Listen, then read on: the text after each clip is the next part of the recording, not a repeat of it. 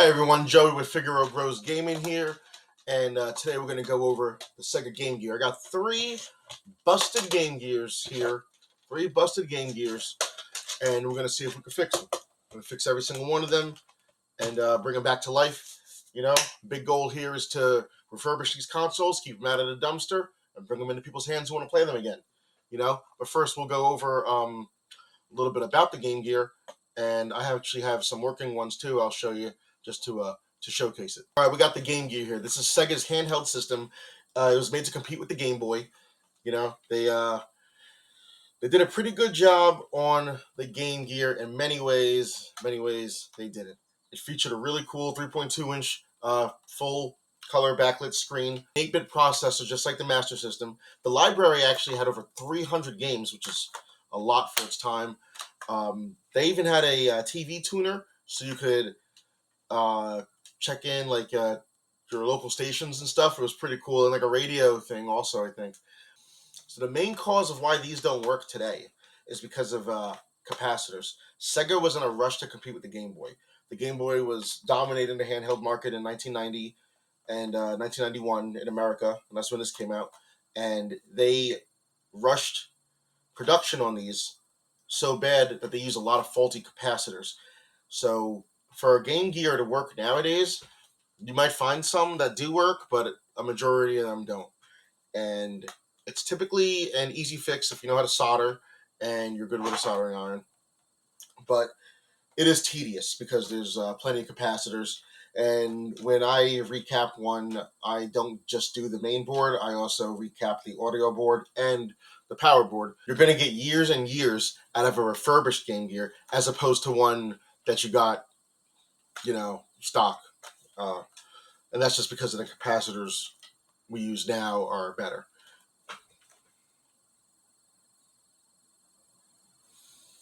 Another issue these had is the a faulty backlight. They used a fluorescent bulb, and these can go bad too.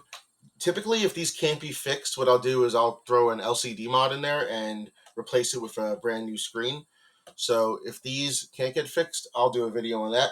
But if these can be fixed, they'll stay as original as they can, which is pretty cool. Let's start this up so you guys can see that intro screen on the Game Gear and get hit with that familiar, nostalgic Sega.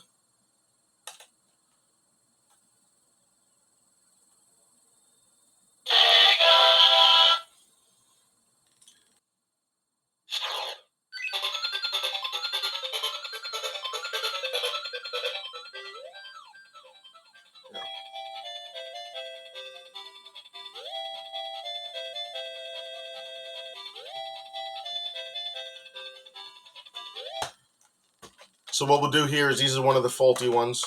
We'll put Sonic in there. And I'm just going to plug it in so I don't keep swapping out batteries. And you'll see tons of lines on the screen. No audio. Yeah, no audio. It's a typical sign that the capacitors are bad. So we're going to crack this open, replace all the capacitors, and retry it. All right, so let's get this open. It's one security bit and a few Phillips head screws. And once we crack this open, you'll be able to see pretty much the main board. Disconnect it and point out all the capacitors. All those capacitors are the ones that got to be changed. So right now I'm going to separate the main board from the housing. And it's just a bunch of other Phillips head screwdrivers, some small, two big ones attached to the fluorescent light there. And right now I'm going to peel up all the capacitors using a pair of flush cutters. These capacitors, they sit flush with the system in like a plastic housing. And you can see sometimes the plastic's breaking off. They also, over time, they'll get like melded to the board, which is a pain. It doesn't look good, but it doesn't really hurt the board too much. And right now I'm just adding flux to the solder points. I'm going to start soldering off these old capacitors. There's not really one in particular to change out. It's just smart to change them all because they're faulty. So after you get them all changed out, then I'm going to go back and clean up the pads a little bit. Unfortunately, like the plastic leaves this nasty plastic residue from the board, so I'll try to get some cleaning and get some off done. Yeah, see, there's plastic right over there, the upper left-hand corner, left from the housing of the capacitor. So I add some new solder to the pads, as you'll see here, and then we're gonna solder on the new capacitors.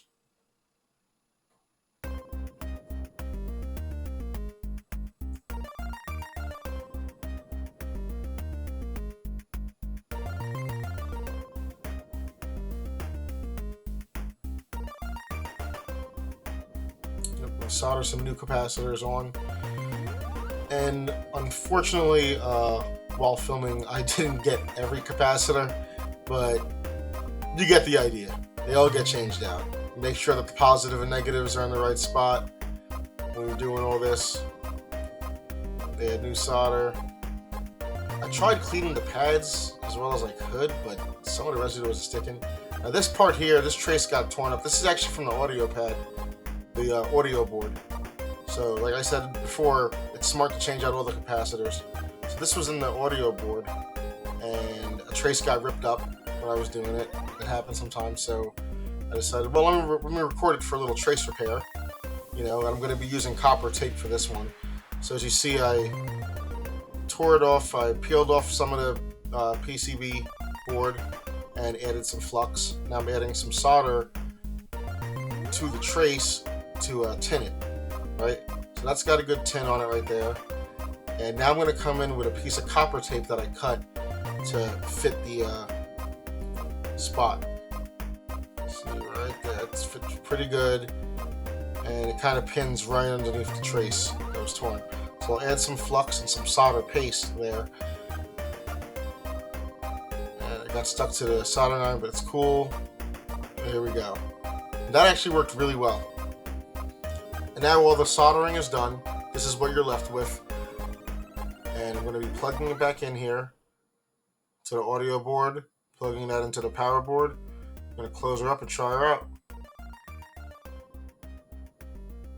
So here it is complete. I haven't screwed everything back together yet. I always take my time with that because I want to make sure everything works good before I fully secure it up.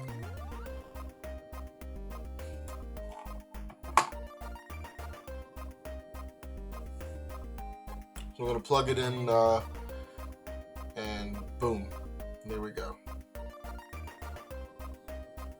Everything's working good. The sound's on. The screen looks good.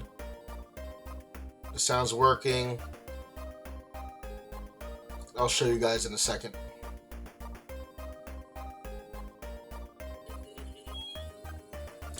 Alright, so as I said, this is working really good. Looks good. Sounds good. The screen brightness controls are working good. The volume is working good. So the recap went really well. Really well. And as I said before, the Game Gear did have some cool add-ons. Like this this is the TV tuner, you know. So what you would do way back in the day. Oh my god. So you'd be able to turn into local TV stations using the Game Gear, which is pretty cool to be sitting on a bus and watching everybody watch TV on their Game Gear, having these antennae going all over the place. But obviously it doesn't work now. The last analog